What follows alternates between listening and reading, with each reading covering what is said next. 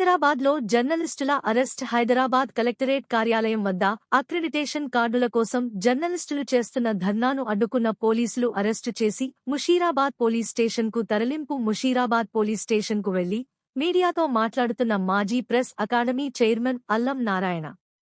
జర్నలిస్టులకు మంచిది కూడా నాగరితే అది కూడా మీడియా అకాడమీ కేసీఆర్ ఇచ్చినందువలన అయింది. అంటే ఇవన్నీ చేయలేదనా? మీరు తప్పుడు ప్రచారాలు చేసి అబద్ధాలు ప్రచారాలు చేసి అసలు ఎవరికి చనిపోయినా పట్టించుకోలేదని చెప్పి ఢిల్లీకి పోయి అబద్ధాలు ప్రచారం చేసి ఇవాళ వచ్చిన వాళ్ళు మీరు రాజకీయం చేస్తున్నారు. శ్రీనివాసరెడ్డి గారు రాజకీయాలు చేస్తున్నారని మమ్మల్ని అనకండి. వాళ్ళని విడిచిపెడదాం. ఇది జర్నలిస్టుల హక్కు. ఈ హక్కును రేవంత్ రెడ్డి గారు జాగ్రత్తగా గమనించండి. ఇది మా హక్కు, మేము సాధించుకున్న హక్కు. సాధించుకున్న హక్కును తీసుకోకండి. మీరు కొత్తగా ఇవ్వకండి, మాకేం అవసరం లేదు కావచ్చు. మీరు ఎన్ని వాగ్దానాలు చేసిరో ఆ వాగ్దానాల గురించి మేమేం అనడం లేదు కదా.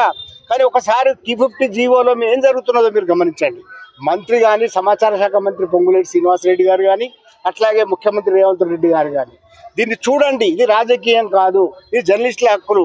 మాట్లాడే ఎవ్రీ రైట్ మాకు ఈ జర్నలిస్టుల గురించి మాట్లాడమే.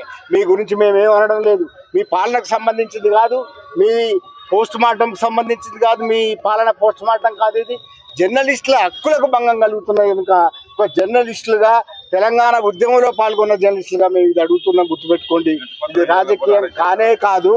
ముఖ్యమంత్రి ప్రత్యేకంగా జోక్యం చేసుకొని, రేవంత్ రెడ్డి గారు ప్రత్యేకంగా జోక్యం చేసుకొని, సమాచార శాఖ మంత్రి పొంగులేటి శ్రీనివాసరెడ్డి గారు ప్రత్యేకంగా జోక్యం చేసుకొని దీన్ని నివారించాలి. 252 జీవో అనే దాని వల్ల 10,000 వరకు తగ్గించి మీరు ఇద్దామనుకుంటున్నారు. అది చెల్లదు.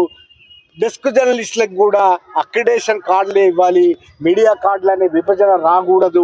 అట్లాగే నియోజకవర్గ స్థాయిలో విలేకరులకు కూడా ఇవ్వాలి. ఇంతకు ముందున్న 23,000 అక్రిడేషన్లు అట్లాగే కొనసాగించాలని డిమాండ్ చేస్తున్నాం. ఈ డిమాండ్ చేస్తే కనీసం మీరు 7వ హామీ ఇచ్చినారు. ఆ 7వ హామీ తుంగలో దొక్కి ప్రజాస్వామ్యంలో మేము జర్నలిస్టులం ఒక వినతి పత్రం ఇస్తాం కలెక్టర్ కంటే మా వాళ్ళని అరెస్ట్ చేసి ముషీరాబాద్కు తీసుకొచ్చినారు. ఇది సబబు కాదు. ముఖ్యమంత్రి గారు గమనించండి, ఇది సబబు కాదు.